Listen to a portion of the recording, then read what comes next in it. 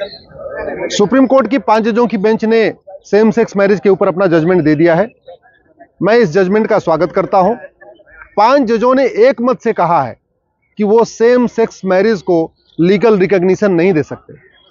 5 जजों ने एक मत से कहा है। दूसरा, 5 जजों ने एक मत से यह भी कहा है कि जो स्पेशल मैरिज एक्ट है वो उसमें कोई बदलाव नहीं करेंगे, उसमें कोई छेड़छाड़ नहीं करेंगे। सरकार को उन्होंने कहा है 5 जजों ने कि वो एक कमेटी बना ले और कमेटी ये देख ले कि जो इस तरीके के लोग हैं जो सेम सेक्स मैरिज में रहना चाहते हैं या जो होमोसेक्सुअल है, उनकी क्या क्या समस्याएं हैं। उनको बैंक अकाउंट खोलने में कोई दिक्कत आ रही है या उनको लोन लेने में कोई दिक्कत आ रही है या और भी जो उनकी समस्याएं हैं, जो सिविल राइट का इश्यू, उसको देख लें। लेकिन शादी विवाह का उन्होंने अधिकार नहीं दिया है, लीगल राइट नहीं दिया है, लीगल सैंक्टिटी नहीं दिया है और न तो स्पेशल मैरिज एक्ट को उन्होंने कोई बदलाव करने के लिए कहा। बच्चा गोद लेने का अधिकार के मामले में 5 जजों की बेंच में 2 फाड़ हो गया। 3 जजों की बेंच ने कहा कि बच्चा गोद लेने का अधिकार नहीं मिलेगा। 2 जज ने कहा कि बच्चा गोद लेने का अधिकार मिलेगा। जस्टिस कौल और justice Chandrachud, chief justice of India, ने कहा कि नहीं, इनको बच्चा गोद लेने का अधिकार मिलना चाहिए। लेकिन 3 जजेस, जस्टिस भट्ट, जस्टिस नरसिम्हा और जस्टिस हिमा कोहली, ने कहा है कि नहीं, इनको गोद लेने का अधिकार नहीं मिलेगा। तो एक तरीके से मेजॉरिटी ओपिनियन यह है कि गोद लेने का अधिकार भी नहीं मिलेगा।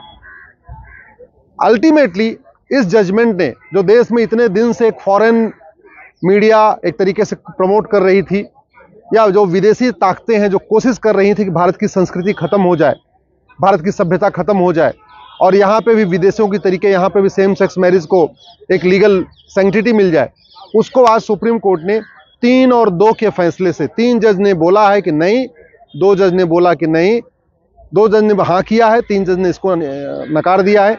तो अल्टीमेटली जो हमारी भारतीय संस्कृति है, हमारी जो भारतीय कल्चर है, जो कहता है विवाह एक पवित्र बंधन है, इसको उन्होंने बरकरार रखा है।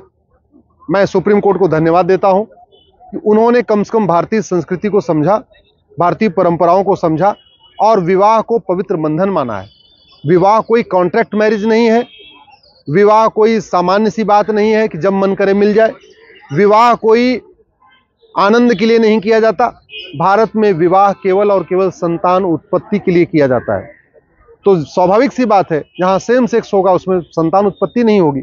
इसलिए यह आवश्यक है कि भारत की परंपरा बनी रहे और विवाह को पवित्र बंधन ही माना जाए। वैसे खाड़ी देशों में विवाह को पवित्र बंधन नहीं मानते, वहां इसको कॉन्ट्रैक्ट मानते हैं।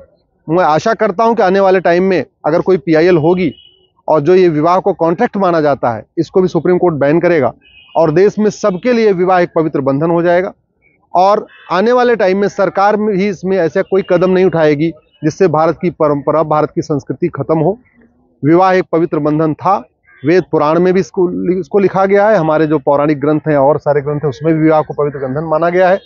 तो मैं सरकार से भी निवेदन करता हूं, आने वाले टाइम में विदेशी मीडिया के दबाव में, विदेशी बुद्धिजीवियों के दबाव में या नक्सलियों और माओवादियों के दबाव में या जो मार्क्सिस्ट हैं जो यहाँ पे बैठे हुए हैं, जो बार बार सेम सेक्स मैरिज के लिए कुछ न कुछ प्रोपोगेट करते रहते हैं, उनके दबाव में ऐसा कोई काम न करें जिससे भारत की संस्कृति कमजोर हो, भारत की परंपरा कमजोर हो, भारत का रीति रिवाज कमजोर हो। विवाह एक पवित्र बंधन है, इसकी सैंक्टिटी बनी होनी चाहिए और विवाह की जो सैंक्टिटी है ये मजबूत करने की जरूरत है। विवाह की जो संस्कृति है इसको और मजबूत करने की जरूरत है, इसको कमजोर करने की जरूरत नहीं है।